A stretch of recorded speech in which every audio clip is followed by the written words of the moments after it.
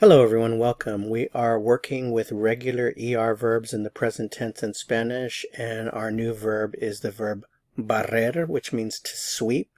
So barrer means to sweep as in with a broom, or to sweep also in a figurative sense. It's a regular ER verb, which means you have to know the ER endings to conjugate it. So once you have these memorized, you can easily conjugate this verb by removing the ER from barrer and replacing it with the ending that corresponds to the subject that you want. So let's practice.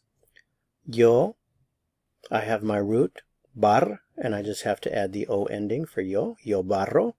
Remember that verbs in the present tense can have three meanings. So this can mean I sweep, I do sweep, or I am sweeping, just depending on the context in which you use it. Tú, we have our root, we add the ES ending. Tú barres, you sweep, you do sweep, you are sweeping. Usted, él, and ella share the same form. So the ending is E, barre. Usted barre, you sweep, you do sweep, you are sweeping. Él barre, he sweeps, he does sweep, he is sweeping. Ella barre, she sweeps, she does sweep, she is sweeping. Nosotros barremos, we sweep, we do sweep, we are sweeping. Vosotros barréis, you sweep, you do sweep, you are sweeping.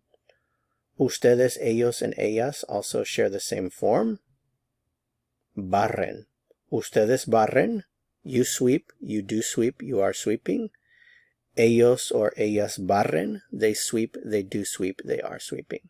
Some related vocabulary that goes along with the verb barrer is el piso, the floor, el suelo, the ground, el patio, the patio, or the plural of floor, los pisos, the floors. So for example, I can say I sweep the floor would be yo barro el piso, or simply barro el piso. I sweep the ground, barro el suelo.